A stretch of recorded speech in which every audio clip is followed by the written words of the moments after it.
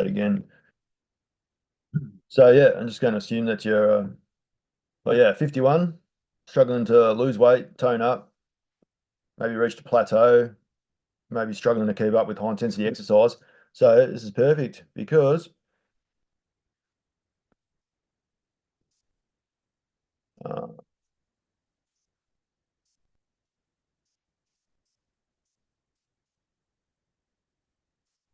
we're going to discuss how to lose weight, tone up without endless cardio, painful, intense exercise, or restrictive diets. Still recording. I don't know what this means. Very good. I'll just put my face in there. Should just be me. Or talking. Why isn't my face there?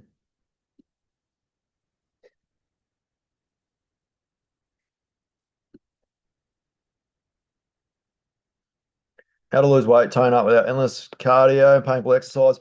I'm going to give you a little bit of my backstory, Bex, not to impress you, but to impress upon you that I've had a lot of the similar struggles, even though I'm just a young male. But I'm going to explain how this relates to middle-aged women as well later on. I've helped a whole bunch of middle-aged women get the results. And something here should make the screen go next slide. Sick. So yeah, I mean, I always wanted to be fit and active without spending all my free time in the gym. So what I've done is uploaded these three swirling images. I've tried to upload some pictures. Um, Not working, slow internet. But yeah, I always want to be fit and active, like without spending all my free time in the gym. To me, we've got to this place in time and history to be able to spend more time playing and doing more of the things that we enjoy, not just working all day so that we can use exercise like a chore and have to go to the gym and just burn calories and exercise and do 10,000 steps because the doctors told us to, but go out, do real life activity. If you can't do that because of pain and injury, things slowing you down, then we can fix that. But fix that with corrective exercise so you can get back to activities that you actually enjoy. The gym is just a tool to do some corrective exercise and get back to the result that you want. It's not like a life thing, and you don't need to go to the gym to get in shape. Most of it's going to come down to your eating habits. I'm sure a lot of you have tried counting calories, restricting carbs, and yeah, you lose some weight, looks great. You go, oh, this worked for me for a while, and then it didn't. I reached a plateau, so I need something new, something different. I got some results at first with this meal plan, but then it stopped. And then it comes down to, the self, it's your metabolism, your menopause, your thyroid, but you just need to make some small adjustments. So I'll get to that at the end. So yeah, but I started experiencing pain and injury, slowed me down a little bit. So I had to, I had a bunion surgery, I had a knee operation, I had low back pain, and then I got it all, well, thought I had it all sorted. So I went back to Canada to, yeah, became, well, did ski patrol, and then I joined Forest Fires, and we had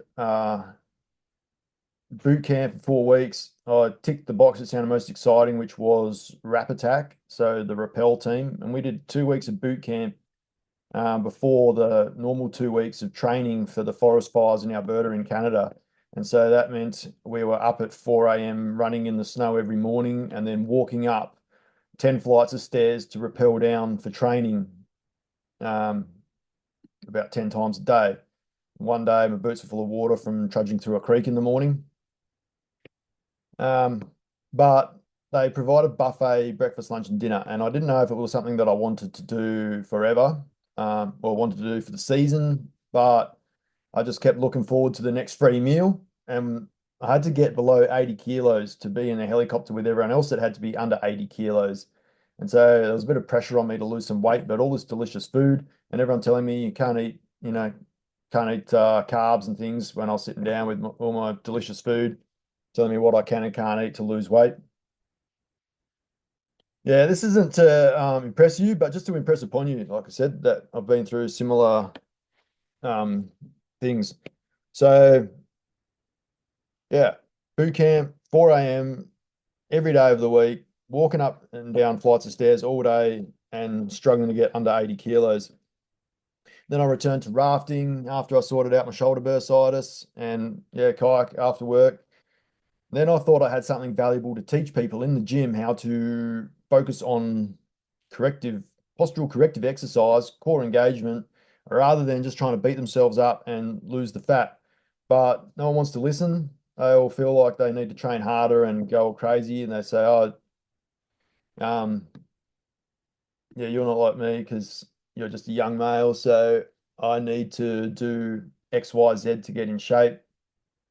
But yeah, to demonstrate this, I went and did some. Well, let me backtrack. So I'm in the gym, 2.5 years of spending all my free time working out. Mind you, I was doing my own sort of postural corrective exercise. I had some experience with training. I did lots of physio, and I just built upon my physio exercises, made them a little bit heavier, but I still prioritized my form and technique and focused on mind muscle connection and build muscle in the right areas. And so I followed that, but I got one of those Facebook ads, you might be familiar, looking for 10 guys that want to get shredded. So I jumped on that and they had this big long hour-long phone call about me being a personal trainer and it being my billboard. So I signed up to this program and they did everything palm sizes.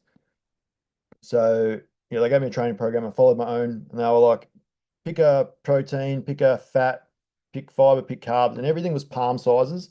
So I was measuring my meat by palm, and I did that for a couple of weeks. But eventually I realized everything was like twice as thick as it needed to be.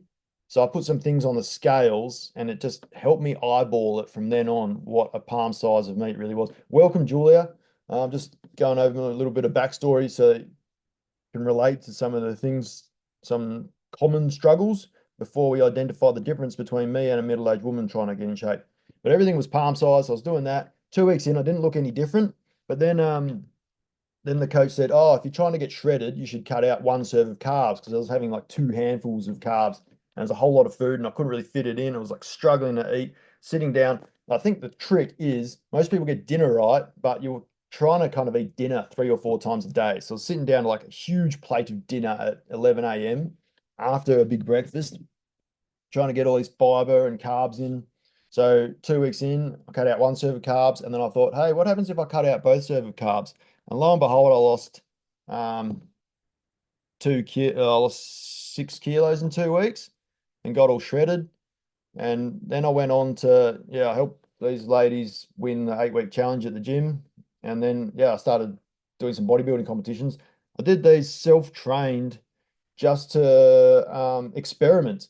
So I thought keto is magic. That's the best thing ever. All I got to do is keto and I can go bodybuilding. And then I was like, gee, I can't really promote just eating meat 4 times a day. I look around at all these like ego lifters in the gym that watch The Rock and Dwayne Johnson, and the message is like just eat meat 4 times a day. I didn't really want to promote that. So to get protein from other sources, there are high protein carbs.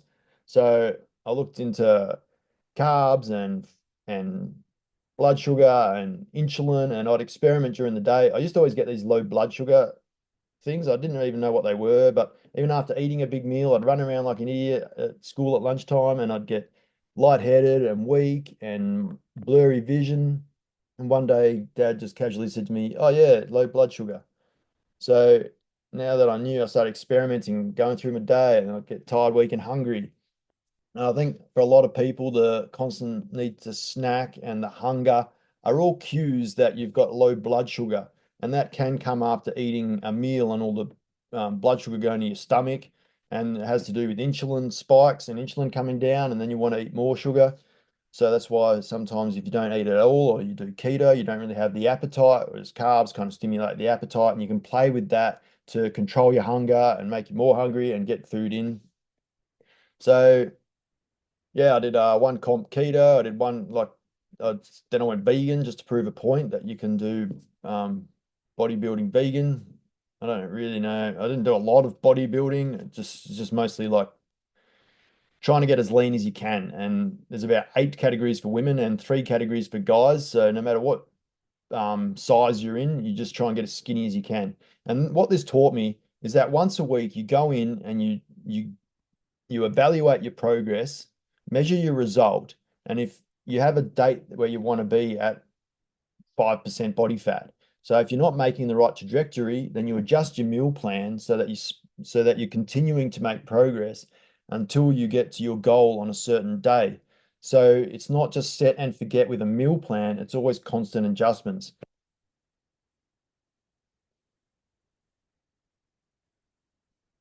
So yeah, this is all self-training explainable. So this is how you create a meal plan for yourself, right? Protein and fats for breakfast, maybe. Protein, fats, fiber, optional carbs. Protein, fats, fiber, optional carbs. Protein, fiber, fats, optional carbs. So you're sitting down for dinner 3 or 4 times a day. So that's pretty much it, right? And then, like I did, you're going to come against some things like, gee, it's a lot of food, it's expensive, all these other reasons. So you have to be solution oriented to find another substitution. So instead of having a steak, you might have a protein shake. And fats generally come from the animal fat that you're eating. So you don't need to really add fat. And as long as it's healthy protein, then it's going to come with healthy fats. And what you're trying to do is reach a protein target. So if I make a new slide and do some text. So you're trying to eat like 1.3 to 1.5 grams of protein a day. Now, protein is the most essential thing to change your body. And you might think otherwise because you're just a woman, you don't want to get big and bulky, and you're just trying to lean up and tone up. So protein's not that important, and you don't go to the gym that often. But protein should be the staple of all your meals every day. Make protein the staple. Make that the consistent, whether you train or not, because yeah, enough with the all or nothing attitude where you train and then you do your dieting and you diet down and lose some and then put it back on. You want to keep your protein out of consistent because as you get older, there are a lot of things that you can't control to maintain your metabolism. And one thing that you can control is your muscle mass. So when you diet down, you don't eat protein, your body's all the cells are constantly dying and rebuilding, and protein are the building blocks to every cell in your body. So if you're not eating enough protein and you're training and doing low carb, low calorie exercises and you're losing scale weight, there's a chance that you're losing muscle mass as well. And that's why your metabolism diminishes furthermore than the other things like getting older and having no thyroid and menopause and everything like that. So a lot of things that you can't control, but what you can control is your muscle mass. So there's a lot of reasons to keep your muscle and stimulate and train and keep your brain healthy. But yeah, muscle is metabolism. So you want 1.3 to 1.5 grams of protein per day.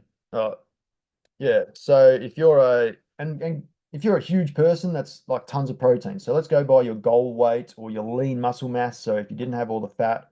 So for most average middle-aged women, that's about 60 kilograms, right? It's a very low goal weight. So double 1.5 times that. Let's say most of my clients are trying to eat 90 grams of protein a day. So when you look at this, divide it by however many meals that you want to eat. You don't have to eat 4 meals. If you do 2 meals, if you do 6 meals, if you're a snacker, then use this opportunity. A snack is a meal. So use that as an opportunity to hit your protein target. Like, it doesn't really matter if it's a plate full of delicious nutrient food or if it's a Mars bar. The calories are like pretty similar. Maybe the Mars bar is more. So it doesn't matter the size. You like just tell yourself it's just a bit of carrot cake or it's just a snack, but it's just an insulin spike, right? And it's not a meal. So make everything a meal, make it an opportunity to hit your protein target. And instead of having that Mars bar, have a protein bar, something like that. Substitute it. They're all substitutions. Um, like comfort and convenience of like these foods and sugar, high palatable, high accessible sugary foods is what's got us into this mess. So having the convenience of a protein bar, the convenience is the problem and the solution, right? So yeah, we're not all about eating everything out of packets and plastic containers and things, but just be solution oriented. Get a tin of tuna, whatever. But doesn't matter if you're having 4 meals, 2 meals, 6 meals. but you're going to divide that protein goal of 90 grams evenly across all your meals. So 90 grams divided by 4 meals is, I'll make life hard on myself. Let's say your goal is 100 grams. So you're aiming for 20 to 25 grams of protein each meal. And 100 grams of meat is roughly 20 grams of protein. So a lot of the time I say to people, you need to eat 100 grams of protein. They go, oh yeah, I eat like a palm size of meat for dinner. That's one meal. You need to do four. So 100 grams of meat. Let me write that down. 100-gram meat is 20% protein, or 20 grams protein. And that's pretty rough, but does the job. Some things are higher, some things are lower. So here's my process, right? So what I did, like it took me 2 weeks to figure things out and do things by weight and whatever. So my process for you to follow is calculate how much protein you eat a day. Everyone goes, oh, I want a meal plan. Just give me a meal plan. I don't want to think about it. But if you figure this bit out, it's going to save you relying on meal plans and other people to tell you what to eat for the rest of your life. You don't need to listen to someone like me babble on about my life story. So calculate a regular day of eating. Like put in my fitness pal, use your nutrition label on the packet, Google it. There's so many ways to find out how much protein do you regularly eat. Because we don't want to just jump on a meal plan that has you eating separately from your family, rewriting the wheel, learning all these weird and wonderful things. And if you're someone that likes to keep things simple, like fry a steak and add some broccoli or whatever, 100 grams of mince, throw it in the sandwich toaster, fry it up with some onion, done. If you want to make it really complex, you can. If you want to make a different smoothie with 30 different ingredients every morning, you can. If you want to make it real simple, you can.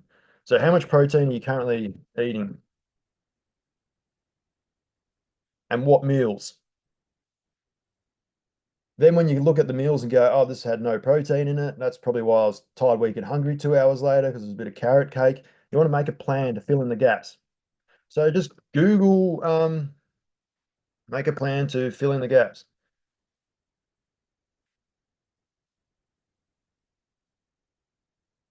And then this is when the self stories come up. I got PCOS. I don't like this. I can't eat this. This and this. So whatever the thing that you have, just Google protein sources for PCOS, protein this, protein that, and then choose a protein source and make that the foundation of your meal. And then you can, if you can't figure it out, you can Google a recipe based on that protein source that you want to eat and make 7 of them, and that's your lunches for the week. So you make a plan to fill in the gaps. Then on the weekend, right? You want to start from your starting point. You want to do your circumference measurements. Do your circumference measurements. Circumference measurements. Fuck the scales. Fuck them right off. Get rid of them because a boxer fluctuates 8 kilos between the weigh-in and the fight because they dehydrate themselves to get there. So you might be super dehydrated, jump on the scales, and it looks good. You cut out carbs, therefore you cut out glycogen. 1 gram of glycogen attracts 3 grams of water, so it's hydrating your muscles. So when you cut out carbs and you jump on the scales, you go, this is fantastic. I lost this much weight. And then oh, I've plateaued. Yeah. So carbs aren't the enemy. Sugar, sure, gives you blood sugar spikes, which leads to an insulin spike. And when your body's trying to get rid of the toxic sugar from your bloodstream, it's not concentrating on burning fat for calories.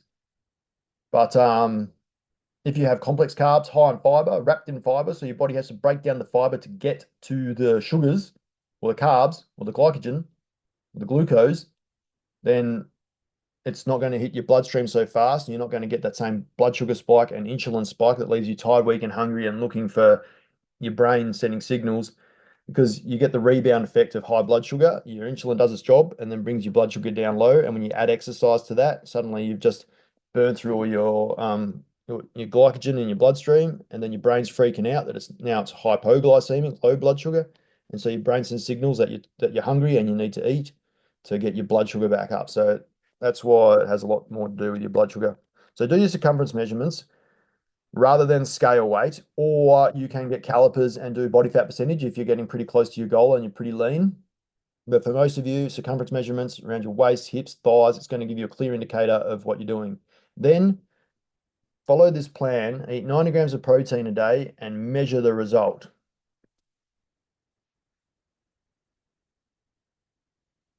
I.e., do your circumference measurements again weekly.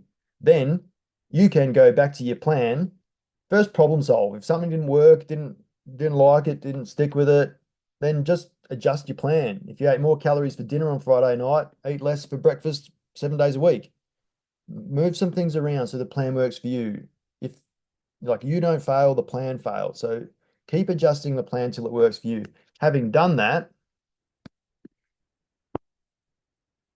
and then having done that, the plan's working, it's great. You still want to keep measuring your progress because all of a sudden when you reach this plateau, you need to make some small adjustments, maybe a few less calories, maybe this, maybe that. But most plateaus come from people using scale weight, and muscle is going to be, like I said, the best benefit, the best asset for you to lose weight long term, change your body composition. So um, that's why it's kind of irrelevant. If you're building muscle, getting stronger, being hydrated, doing all the right things, and then you jump on the scales and nothing changes, you get frustrated. Your body's changing for the long term, you're building assets, and you're probably losing fat if you were to do your circumference measurements.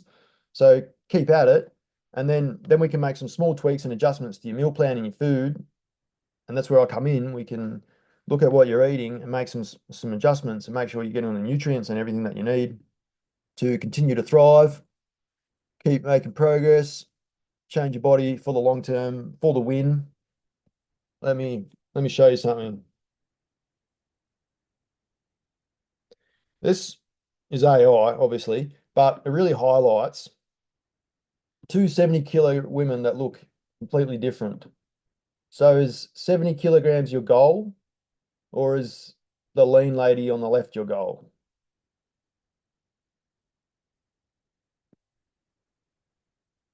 So two weights, exactly the same difference. So fuck the scales off and do your circumference measurements and see what shape that you're getting in by building muscle, build your biggest asset. That's like you only need to stimulate your muscles 2 to 3 times a week at the gym, or 2 times a week ideally.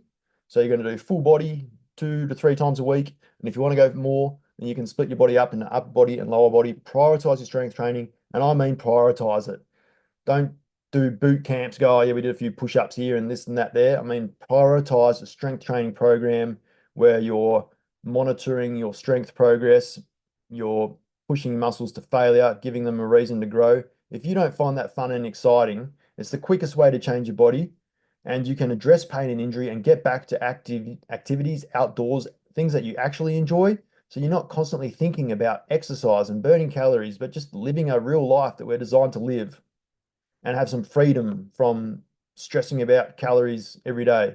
So it's called a workout. Do some work and get the life back that you want. It's not a lifelong what do you call it? Yeah, it's not lifelong, it's not forever thing. It's just running out of time.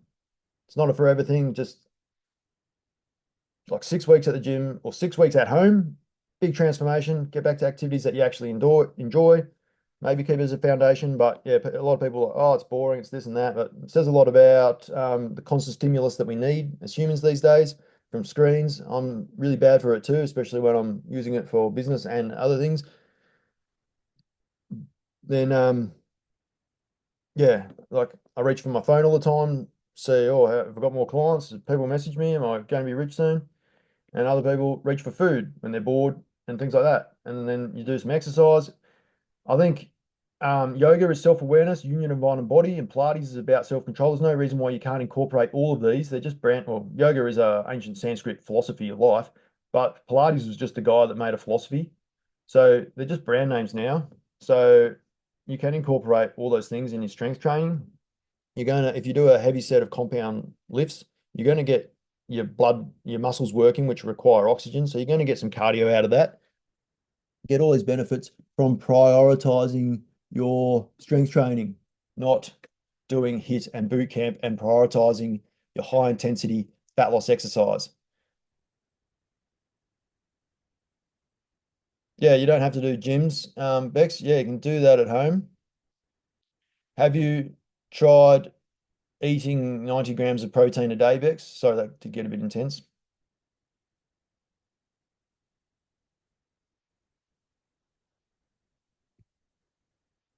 Yeah, eat 90 grams of protein a day, measure the result,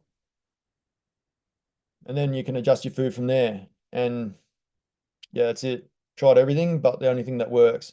And you can dress this up into any fancy diet. Like the reason keto works for some and not for others is because some people think it's a license to eat as much fat as you can, and that's going to be magic. Others eat like, meat 4 times a day and they're in a calorie deficit and they lose weight. So some people do carnivore, same thing. Some people do plant-based. I think just they do the whole like plants have protein, but they're not actually prioritizing the high protein plants. So a lot of things work for some and not for others. The common denominator is eating enough protein first. Everyone talks about calories, right?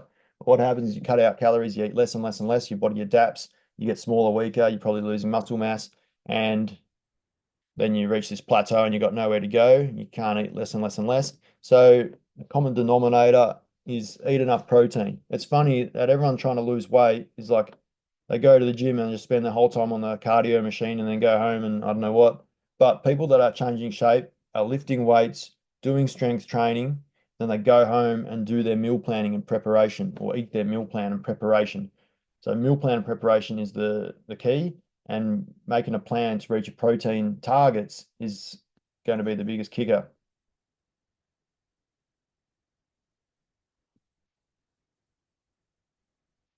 Yeah, and you do it all from home.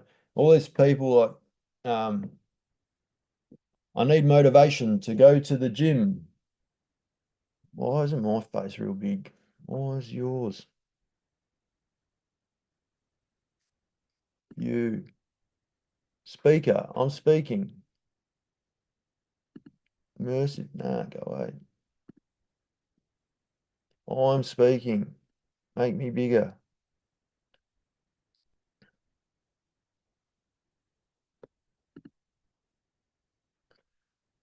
Yeah. Anyway, so yeah, okay. Oh, how long I've got? 6 minutes. Well, yes, like I said, diets, they're restrictive, they're shit, you can't keep to it. So make a plan to eat enough protein. And then, yeah, everyone's trying to they're like, I need motivation to go to the gym. No, you don't. Weight loss is not the gym. Weight loss is eating habits and, yeah, do some exercise. So you can do it from home. It's great. And I'd be shy too. Like, I'd be shy when everyone's promoting high intensity exercise and walking on the treadmill. I'd be embarrassed too, feel like an idiot walking on a treadmill when there's a perfectly good trail outside, some nature and some fresh air. Um, yeah, so have a look at my fitness pal right now, Beck, and see how many grams of protein you generally eat a day. And yeah, you need to prioritize your health, but it's pretty hard with all this silly information out there. Yeah, it's pretty short, 5'2", maybe a little more, so maybe slightly less, 80. And you will crush it.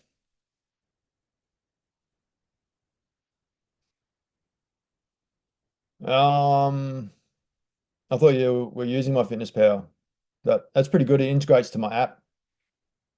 So yeah, you're very welcome.